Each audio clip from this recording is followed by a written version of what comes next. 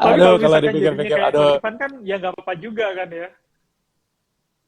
Iya, tapi ya itu kan kalau saya kan pernah pernah jatuh juga ya di saham tuh waktu tahun 2010, ya kan. Ya, jadi ya saya sih berharapnya mungkin buat teman-teman yang nonton di sini eh ya nggak perlu ngalamin fase yang jatuh bangetnya dulu lah, nggak perlu ya kan. Kalaupun jatuh ya paling ya rugi-rugi dikit lah gitu, nggak perlu yang sampai dalam banget gitu kan. Nah, jadi apa namanya? Mungkin teman-teman ya sesuaikan dengan profil risikonya juga. Apakah lebih nyaman di yang apa namanya? Yang instrumen yang rendah risiko dulu atau misalkan yang cukup high risk seperti saham gitu. Ini Mas Mamat ini ya nge-freeze. Saya atau Mas Mamat yang nge-freeze? Teman-teman mungkin boleh bantu komen. Oh, sepertinya nge-freeze ya. Oke, wait ya. Saya coba invite lagi Mas Mamatnya. Sebentar. Oke. Mohon maaf kok. Ini Ah, koneksi saya kok di rumah aman ya? tiba-tiba putus. Oh, oke, oke, oke. Aman. Udah aman ya sekarang ya. Oke. Ya jadi kurang lebih gitu, Mas Mamat tadi apa namanya perjalanan saya nggak nggak dari step yang benar gitu, tapi langsung ke yang atas gitu ya. Jangan jangan ditiru banget lah ya teman-teman ya. Tapi nggak apa-apa kok kalau kayak gitu keren kan kok jadinya kok. Jadi udah apa profil resikonya tuh udah langsung yang agresif, Bener. jadi lebih aman Iya, gitu. karena karena mikirnya ini simpel sih, mikirnya dulu gini, Mat. Saya masih muda, ya kan? Ya. Umur Ya, 20-an. Waktu itu belum merit, ya kan? Belum punya anak. Ya udahlah kalau misalkan rugi pun ya udah gitu kan, rugi iya rugi buat betul. sendiri aja. Ya kan?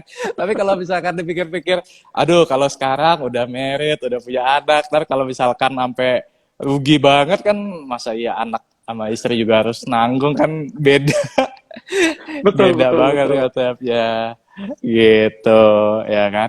Tapi ngomong-ngomong ya, kalau misalkan Hmm. konsep dari 300 kali gaji ini tadi mungkin udah di-share tips-tips supaya lebih cepat ya. Kebetulan tadi ada yang nanya gimana cara lebih cepat. Tadi kan Mamat udah kasih tips-tipsnya ya bahwa pertama tadi apa Ya, invest di investasi atau instrumen yang lebih high growth, betul kan ya?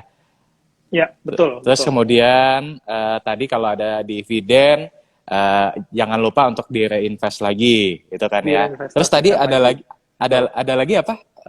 Saya lupa tips-tipsnya tadi selain dua itu Oh, ini untuk sih apa mempercepat. teman-teman itu juga untuk mempercepat pengumpulan 300 kali gaji ini, teman-teman kalau misalkan nih di kantor ada dana pensiun, ada program dana pensiun gitu, itu harus ikut juga nih, harus ikut juga. Hmm. Terus JHT itu kalau misalkan pindah kerja, JHT-nya itu jangan dicairin. Jadi JHT-nya itu Hmm. dijagain dulu biar tetap ada gitu. Kan banyak nih kok masih Hmm. masih kerja gitu kan, terus pindah, JHT-nya Hmm. dicairin sebelum Hmm. dapat kerjaan baru gitu kan. Nah, JHT-nya itu Oh, oke. padahal adalah bagian dari 300 kali gaji itu gitu.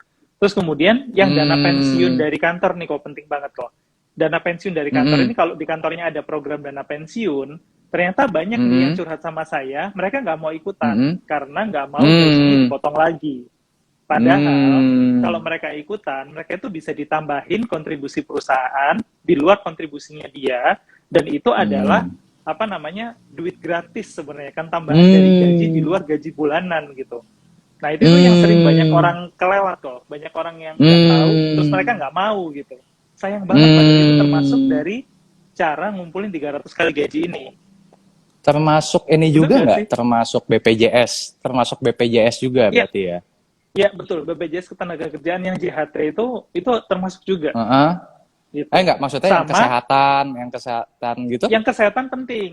Yang kesehatan penting itu juga Hmm. bagian sebenarnya bukan dari 300 kali gajinya, tapi bagian buat Hmm. ngejagain 300 kali gajinya itu biar nggak kepake kalau misalkan nanti sakit. Ah. Itu kan I ya, Pak see, ya? I see, I see. Benar-benar. Tapi itu pengalaman juga. Benar, Mat, waktu kan saya mulai dari 2008 ya kan. Terus ya kalau ngelihat slip Ya, gaji, ini apa sih dipotong, awalnya kan kesel juga ya kan, kok dipotong-potong sih ya kan. Betul, Ya betul. udahlah ikutin aja lah, kantor mau ngomong apa, masa iya kita debat ke HRD-nya, ya nggak Iya, mungkin kan. Ya terus udah gitu ya udah potong sampai pas terakhir tuh 2016 pas cairin, pas ngeliat, waduh kok gede gede juga, ya. gede. Kita nggak berasa, bener sih, bener itu. Jadi buat teman-teman ya jangan, berarti tadi tips tambahannya adalah jangan dicairin kalau pindah kerja ya, Betul, betul. Diterusin aja. diterusin aja, betul. Ada lagi nggak tadi itu ada tips lain mungkin? Sama si ini sih kok. Ini barusan ada di komen sama Mas Paulus SI ya. Dana pensiun ditarik pindah ke reksadana. Sebenarnya gini, konsep dana pensiunnya sendiri itu kenapa kok saya sarankan buat ikut kalau ada dari kantor gitu ya. Karena yang dikontribusikan sama perusahaan itu adalah dihitung misalkan 5% atau 7% atau 10% misalkan. Itu dihitung dari gaji kita sebelum dipotong pajak gitu. Jadi dipotong dari gaji kita sebelum dipotong pajak.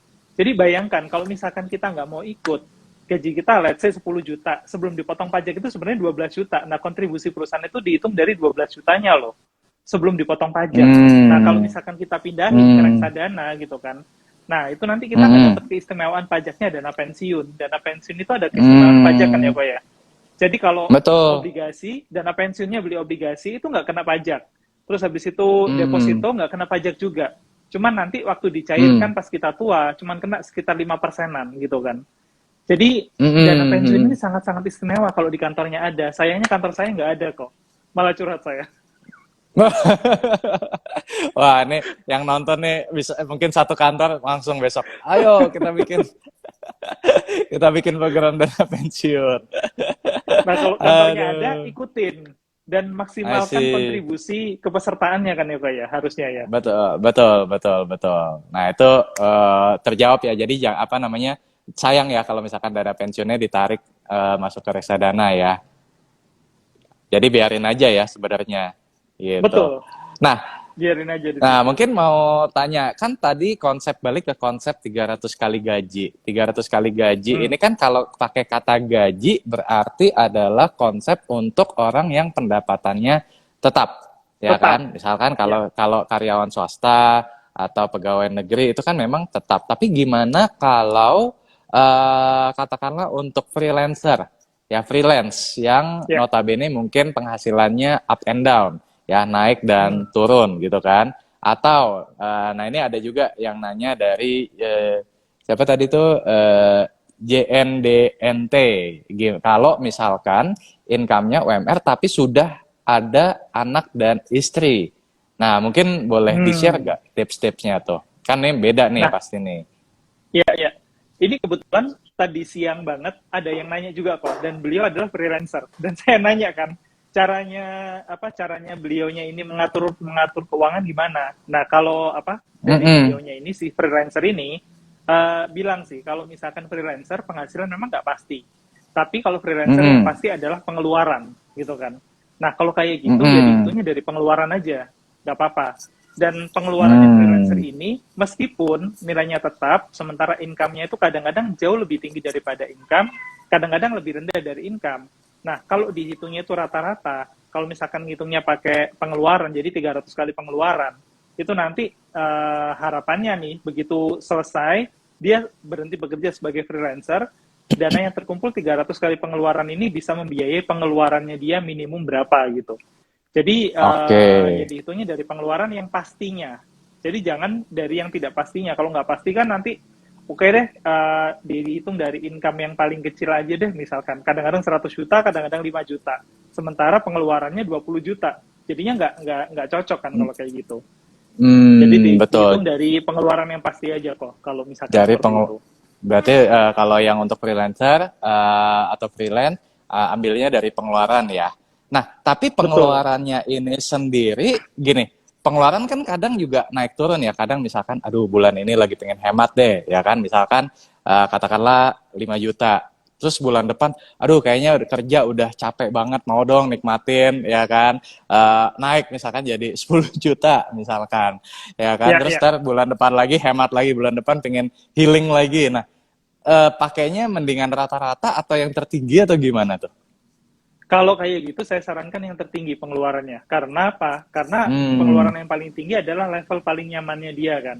Jangan sampai pakai Hmm. pengeluaran yang paling rendahnya kok terus kemudian ketika kejadian nih pensiun Hmm. misalkan terus nggak mau kerja Hmm. lagi karena dihitung Hmm. yang paling rendah, aduh kok nggak bisa healing ya, kok nggak bisa beli kopi, kok nggak bisa beli segala macem gitu kan nggak enak juga ya. I see. Berarti hitungnya pengeluaran yang menurut kita ini udah hidup yang nyaman gitu lah ya. Betul, betul. Oke, Seharusnya begitu kok. bisa tetap happy, bisa tetap, tapi bukan yang sampai apa namanya, bukan yang sampai apa hedon banget nggak juga ya. Iya, nggak sampai yang hedon banget ya. Ini saya penasaran I nih, pengen pengen nanya see. Pak Rifan nih. Ah, Ini ada yang nanya kan, kalau misalkan gaji UMR 4,6 juta gimana gitu ya. Nah, sebenarnya kan caranya sama ya, investasi mm-mm, juga gitu. Kalau Rifan tadi kan langsung apa namanya langsung ke saham investasi awalnya. Nah, kalau kayak sekarang misalkan Rifan di kondisi yang sekarang ya, menyarankan buat teman-teman gitu alokasi asetnya itu seperti apa kok? Saya I saya jadi see. penasaran. Nah, Kalau kalau saya kan ada ya gitu ya. Saya penasaran dari sisi Rifan iya, nih. I see. Nah, nanti mungkin boleh tambahin juga ya, Mat ya. Jadi kalau saya gini, pertanyaan mengenai alokasi aset itu mirip atau kita perlu tanya ke diri sendiri, skill kita itu lebih mumpuni atau lebih mateng di mana. Jadi kenapa Ah, tadi saya cerita saya banyak investasinya di saham karena memang dari 2008 ya jujur kata ya saya taunya cuma saham gitu loh. Jadi oke. nggak terlalu jujur nggak terlalu belajar tentang reksadana, nggak terlalu belajar tentang peer to peer ya kan. Jadi memang belajarnya saham gitu. Jadi kenapa sampai dengan saat ini pun jujur saya kalau bicara alokasi aset 65%-an lah ya, 65%-an aset produktif adanya adalah di instrumen saham. Gitu. Saham. Baru 35%-nya tadi di spread ke beberapa apa namanya? Beberapa instrumen lainnya juga gitu. Ya ada misalkan ada Hmm. yang nanya ada kripto nggak? Ada, tapi nggak yang gede banget gitu. Kenapa? Ya karena saya harus jujur sama diri saya mungkin kalau di kripto belum terlalu yang sepaham apa belum terlalu paham banget seperti saham gitu loh. Kalau saham pernah ngerasain jatuhnya, pernah ngerasain apa multi baggernya juga pernah Ya, ngerasain ya. cut lossnya ya kan pernah ngerasain apa pas market bearish 2008, 2013, 15, 2020 kemarin. Jadi kayak 2020. oh ya udah I can live with it dan disitulah saya menaruh aset saya paling besar gitu. Ya, tapi kalau di instrumen yang lain mungkin karena belum sepaham di saham, jadi ya saya minoritas porsinya gitu. Nah, tapi balik lagi ke pertanyaan Mama tadi, kalau rekomendasi buat teman-teman, jawaban saya balik, ya kan? Kamu udah pahamnya di mana? Ya, kalau misalkan saya belum paham saham, Korifan, ya jangan 65% juga di saham, ya kan? Nanti kalau misalkan tiba-tiba saham jeblok, aduh, nih kemarin nonton live-nya Korifan sama Mamar katanya suruh 65% di saham, akhirnya sekarang saya apa asetnya berkurang nih, ya jangan gitu juga. Ya, jadi apa namanya sesuaikan dengan skill kita atau pemahaman kita ada di mana. Gitu. Itu sih versinya saya. Nah, I kalau Mamat see. mungkin ada pandangan lain.